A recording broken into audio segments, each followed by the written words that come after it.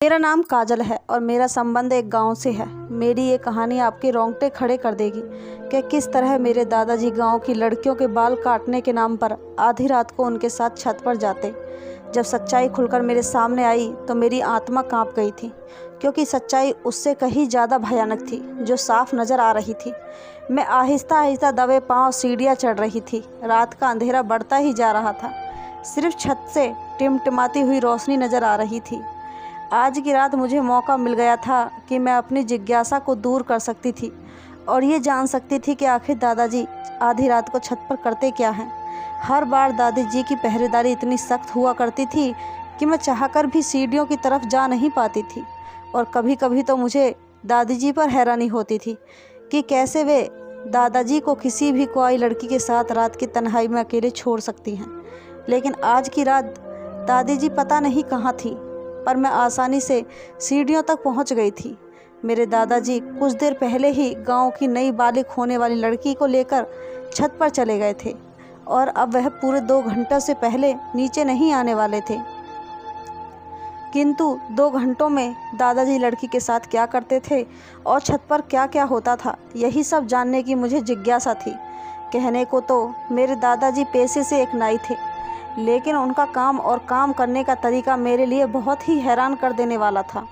और आज की रात मुझे ये जानकर रहना था कि आखिर दादाजी सिर्फ बालिग होने वाली लड़कियों के ही बाल क्यों काटते हैं, और वह भी आधी रात को छत पर अकेले में। ना दादी जी कभी खुद छत पर जाती हैं और ना लड़की के घर वालों में से किसी को साथ जाने दिया जाता है। मैं आधी सीढ़ियाँ चढ़ चुकी थी और इस रात से पर्दा उठने ही वाला था कि दादाजी निशा के साथ क्या करने वाले हैं कि पीछे से मेरी दादी जी की गजदार आवाज़ ने मुझे चौंकने पर मजबूर कर दिया था। हमेशा डरी सहमी और धीमे लहजे में बात करने वाली दादी जी की पहली बार मैंने ऐसी आवाज़ सुनी थी कि मेरी जान निकल गई थी। जैसे ही मैंने पलटकर देखा तो वह मेरे सर पर आ पहुंची थी और मेरा हाथ पकड़कर गुस्से से मुझे खींचकर नीचे ले आई थी। उनका अंदाज ऐसा था जैसे वो मुझे कच्चा चबा जाएंगी। वह गुस्से में मेरे बाजू को दबोचते हुए पूछ रही थी कि मैं ऊपर कहाँ जा रही थी। मैंने हकलाते हुए दादी जी से कह दिया कि मुझे नीचे घबराहट हो रही थी, इसलिए मैं छत पर जा रही हूँ। मेरी बात सुनकर दादी जी ने एक जोरदार थप्पड़ मेरे मुंह पर मारा और कहने लगी, क्या तुम जानती नहीं हो आज निशा अपने बाल उतरवाने के लिए आई है? फिर तुमने छत पर जाने के बारे में सोचा भी कैसे?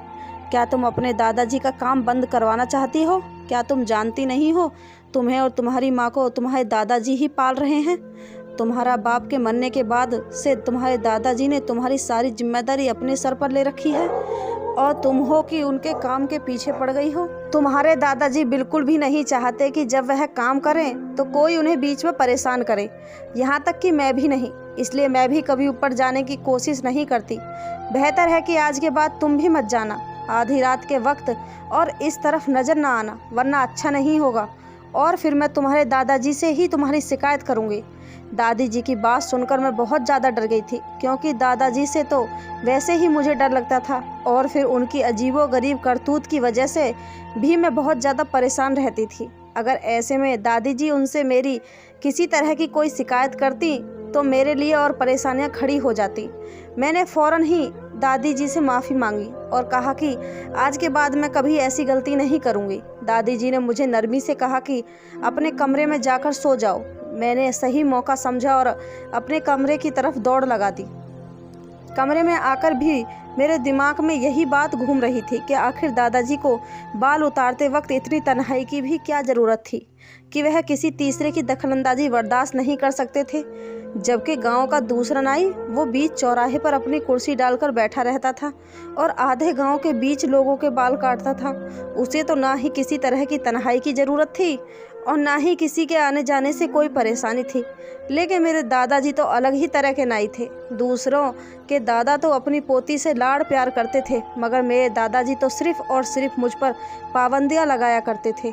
हर बात पर बस यही कहते कि अब तेरा बाप मौजूद नहीं है तो इसलिए तू मेरी जिम्मेदारी है। मैं सिर्फ 12 साल की थी और इतनी कम उम्र में भी मेरे दादाजी मुझ पर ऐसे रोक टोक करते थे जैसे कि मैं कोई जवान लड़की हूँ, और ना ही मैं उनकी अनुमति के बगैर घर से बाहर निकल सकती थी। मुझे स्कूल से लाने ले जाने का काम भी दादाजी खुद ही किया करते थे।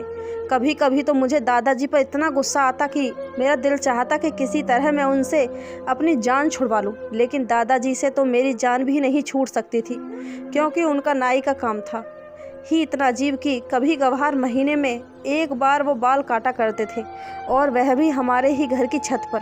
बाकी सारा वक्त तो वह घर पर ही पड़े रहते, मुझ पर नज़र रखते हैं। मेरे पापा बहुत पहले हमें छोड़कर ऊपर वाले के पास चले गए थे, इसलिए मेरी जिम्मेदारी मेरे दादाजी के कंधों पर ही थी, और इसी वजह से दादाजी मुझ पर अपना पूरा हक समझते थे। ऐसा नहीं था कि दादाजी कोई कुंवारे मर्द थे, बल्कि वह तो एक शादीशुदा आदमी थे। उनकी शादी को 60 साल होने वाले थे। दादी जी भी हमारे साथ ही रहा करती थी, लेकिन पता नहीं क्यों वह इतनी डरी सहमी सी नज़र आती थी, जैसे उन्हें किसी बात का कोई डर हो।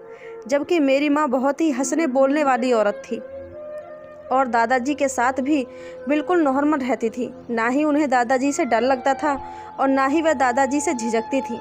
जबकि दादाजी के आगे तो दादी जी की जान निकलती थी। दादाजी से नज़रें मिलाकर बात तक नहीं कर सकती थी, बल्कि खामोशी से उनके हर हुक्म के आगे सर झुका देती थी। पता नहीं दादी जी क्यों डरती थी। दादाजी से इतना डर जो भी हो, मुझे अपने दादा एक आंख नहीं भाते थे, क्योंकि उनकी वजह से मेरा बचपन भी जवान लड़कियों की तरह गुजर रहा था। और जैसे जैसे मुझे समझ आई और पता चला कि मेरे दादाजी क्या काम करते हैं, तो मैं हैरान रह गई, क्योंकि मेरे दादाजी मर्द होकर भी मर्दों के बाल नहीं काटा करते थे, बल्कि वे तो लड़कियों के बाल काटते थे, और वह भी ऐसी लड़कियों के जो बालिग हो जाया करती थी।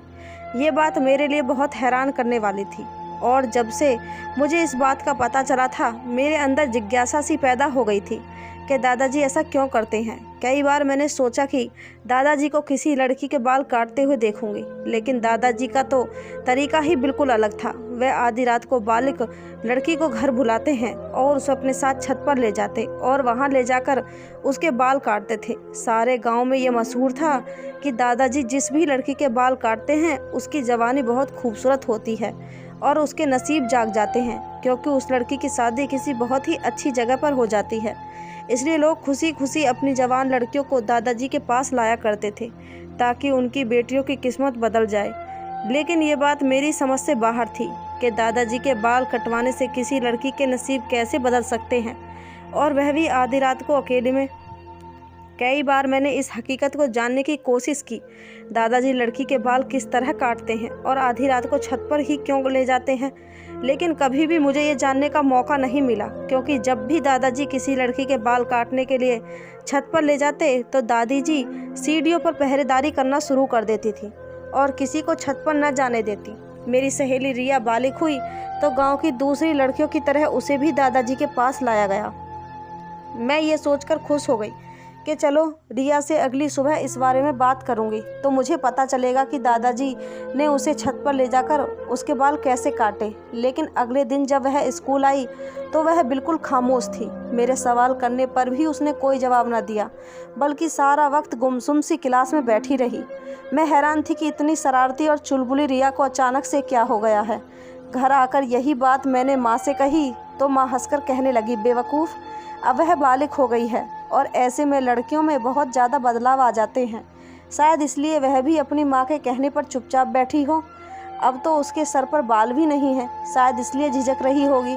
माँ की बात सुनकर मैं संतुष्ट हो गई थी। वाकई 15 साल की रिया बहुत ही अजीब सी लग रही थी, और क्लास के सब बच्चे भी उसे लगातार चिढ़ा रहे थे। हो सकता है वो शर्मिंदगी के मारे सारा वक्त खामोश रही हो, मगर मुझे क्या पता था कि उसकी खामोशी के पीछे क्या राज है। जब कुछ वक्त तक यही सिलसिला चलता रहा तो मैंने चोरी चुपके छत पर जाने की बहुत बार कोशिश की, लेकिन हर बार दादी जी आगे आ जाती हैं, या फिर माँ ही मुझे डांट कर कह दे करती थी कि अपने दादाजी के काम में दखलंदाजी ना किया करो। तुम्हारे दादाजी ही हैं जिन्होंने तुम्हारे पापा के मरने के बाद हमारा पेट पाला। वह अगर तुम्हें डांटा भी करते हैं तो बर्दाश्त कर लिया करो, क्योंकि वह हमारा भला ही चाहेंगे। शुरू में मुझे माँ की ये बात बिल्कुल भी समझ नहीं आती थी, लेकिन फिर धीरे धीरे मुझे एहसास हुआ कि मेरी माँ एक विधवा औरत थी जिसे पूछने वाला और कोई नहीं था। नाना नानी मर चुके थे और मेरे मामा जी दूसरे शहर में रहते थे। उन्होंने कभी पलटकर हमारा हाल तक नहीं पूछा था। ऐसे में दादा ही थे जो हर वक्त माँ के साथ खड़े रहे थे। यहाँ तक कि इतने बुढ़े होने के बाद भी उन्होंने मेरी माँ और मेरे खर्चे से कभी कोई रुकावट नहीं डाली थी, बल्कि वह तो अपने आप से बढ़कर हमारा ख्याल रखते थे। यही वजह थी कि माँ उन दोनों पति पत्नी को सर आंखों पर बैठा कर रखती थी। सारे गांव वाले भी दादाजी की बहुत इज्जत करते थे, क्योंकि दादाजी एक बहुत ही नर्म मिजाज इंसान हैं। पर उनकी सारी डांट मेरे लिए ही थी। लेकिन माँ का कहना था कि इसमें भी उनकी मोहब्बत छुपी हुई है। उनके खुद के बेटे नहीं रहे, ना तो इसलिए वह बेटे की कमी को मुझसे पूरी करना चाहते हैं। जब मैंने ये बात सुनी तो मुझे भी ये बात अच्छी लगी कि अगर दादाजी का सहारा हमारे साथ न होता तो शायद हम दोनों माँ बेटी आज इस गांव में बेसहारा और मोहताजी की ज़िंदगी गुजार रहे होते। जिस रात मैंने दादी जी से वादा किया था कि मैं कभी दोबारा दादाजी के काम में टांग नहीं अड़ाऊंगी, उस रात के बाद मैं कभी छत पर जाने का सोचा भी नहीं। मैं डर गई थी कि अगर दादी जी ने दादाजी से मेरी शिकायत कर दी तो मैं और मेरी माँ कहाँ जाएंगी।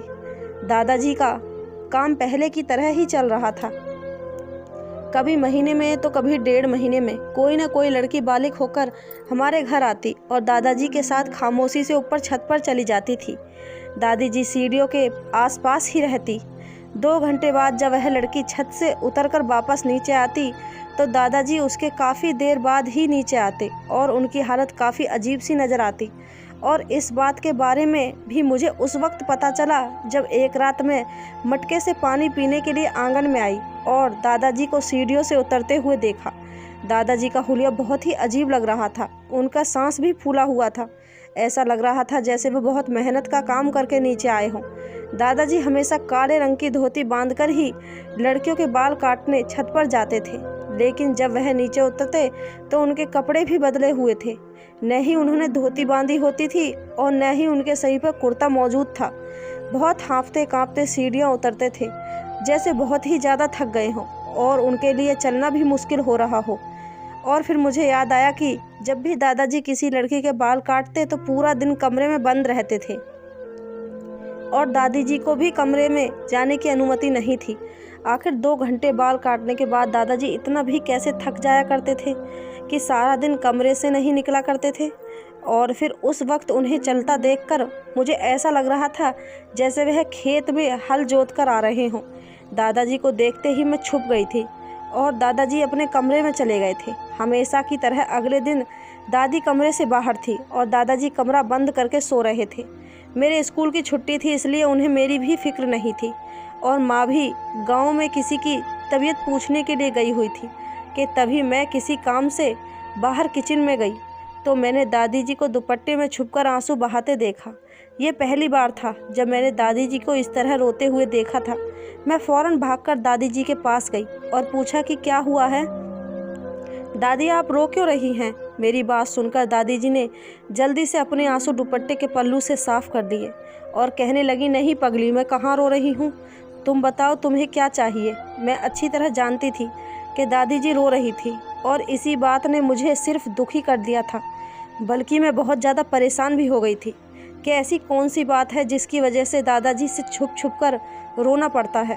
मुझे दादाजी से और भी नफ़रत का एहसास हो रहा था कि शायद ये दादाजी ही हैं जिनकी वजह से दादी जी छुप छुप कर आंसू बहा रही थी। उस दिन के बाद से मैं दादाजी और दादी जी पर नज़र रखने लगी थी।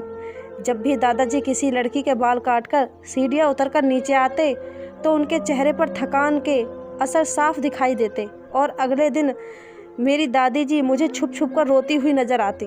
और फिर मेरी ज़िंदगी में भी वह दिन आ गया जब मैं भी जवान हो गई। उस दिन मेरी माँ ने मेरा माथा चूमा और कहने लगी, मैं चाहती हूँ गांव की सभी लड़कियों की तरह तेरे दादा के हाथों तेरी किस्मत भी चमक जाए। माँ की बात सुनते ही मेरी जान निकल गई। अब माँ मुझे भी बाल कटवाने के लिए दादाजी के हवाले करने जा रही थी। 15 साल की उम्र में गंजी होना मेरे लिए बहुत ही शर्मिंदगी की बात थी। मैं ये सोचकर परेशान थी कि गांव की दूसरी लड़कियों की तरह मुझे भी सबके मजाक का निशाना बनना पड़ता। मैंने माँ के आगे हाथ जोड़ दिए और माँ से कहा कि मैं किसी भी हाल में बाल नहीं उतरवाना चाहती हूँ। मेरा इनकार सुनकर माँ ने जोर से कहा कि क्या तुम नहीं जानती कि तेरे दादाजी की वजह से कैसे गांव की लड़कियों की किस्मत बदल जाती है। जिसके भी बाल आज तक तेरे दादाजी ने काटे हैं, कुछ ही दिनों में उनकी शादी बहुत धूमधाम से और बहुत ही अच्छी जगह पर हुई है। ऐसे ही तो गांव वाले अपनी बेटियां तेरे दादाजी के हवाले करके नहीं जाते।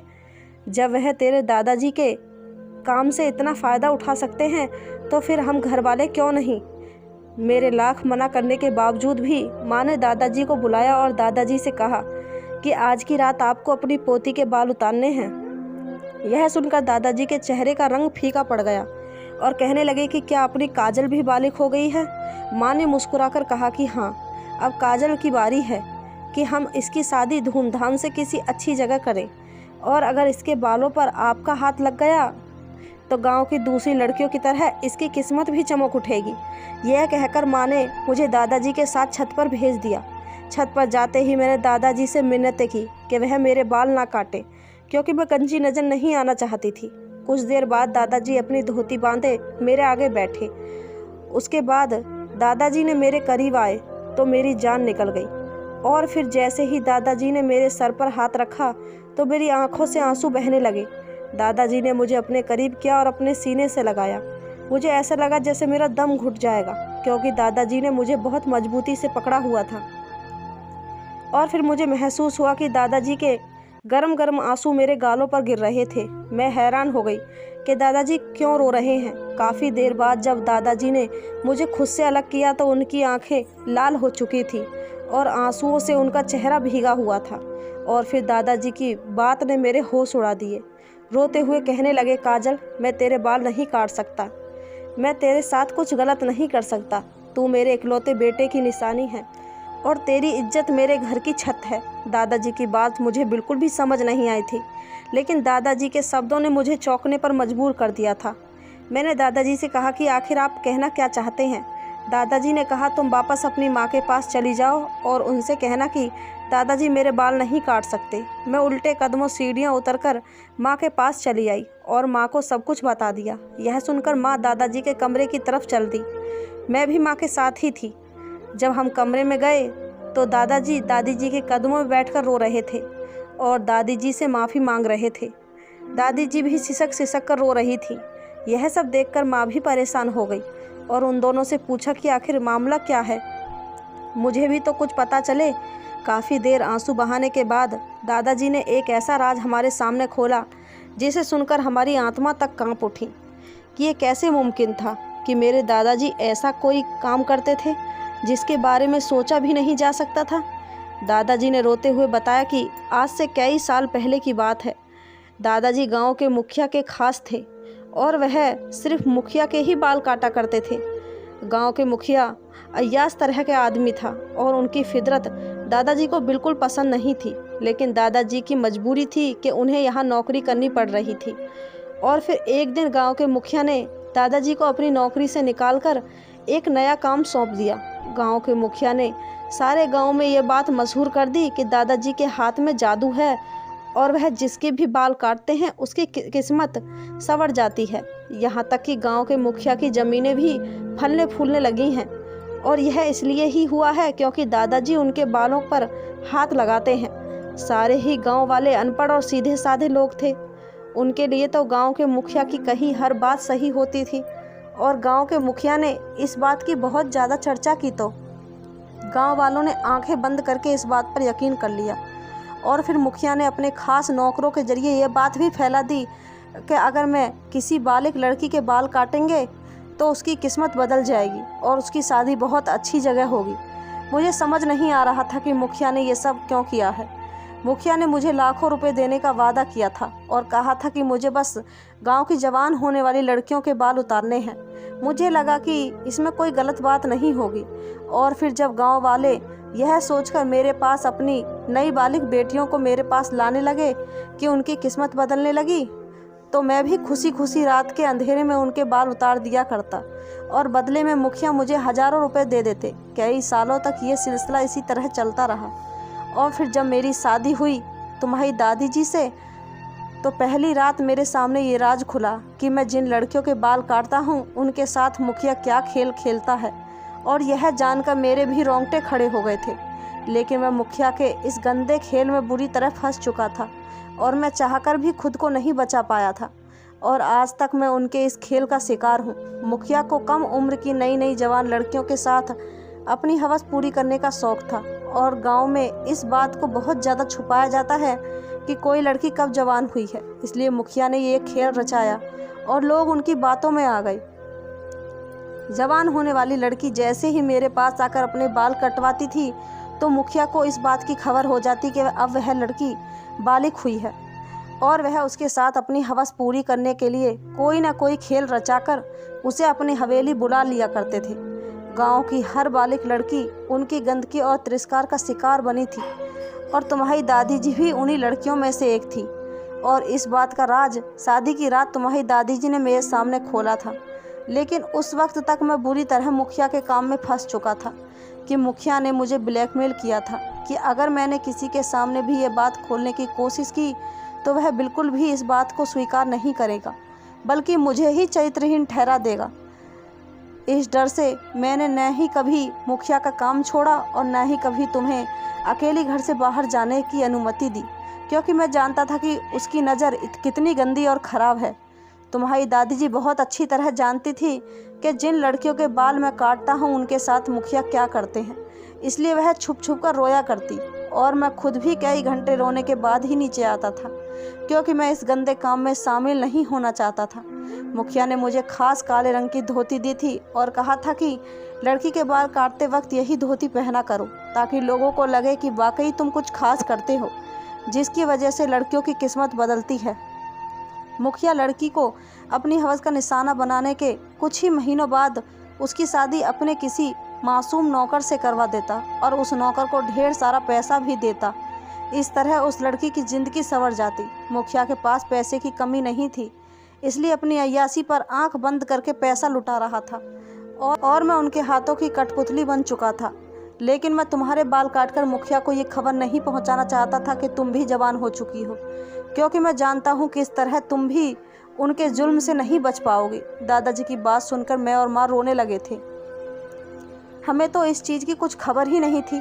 माँ दूसरे गांव से शादी होकर यहाँ आई थी, इसलिए उन्हें भी मुखिया के बारे में कुछ पता नहीं था। मुझे तो दादाजी का अपने ऊपर नज़र रखना और उनका हमेशा पाबंदियाँ लगाना हमेशा बुरा लगता था। लेकिन अब मैं सोच रही थी कि दादाजी मुझसे कितनी मोहब्बत करते थे कि जो मुझे मुखिया से बचाने के लिए इस कदर कोशिश करते रहे थे।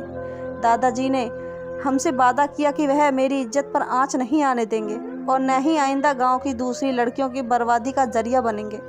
दादाजी ने रोते हुए माँ और दादी जी से कहा कि अपना सामान बांध लो, हम इस गांव को छोड़कर कहीं दूर चले जाएंगे और जाने से पहले मैं गांव के मास्टर के नाम एक खत लिख जाऊंगा, जिसमें मैं सारी हकीकत लिख लूँगा। दादाजी ने कदम बढ़ाया था, इसलिए हमें यकीन था कि ऊपर वाला हमारी मदद ज़रूर करेगा।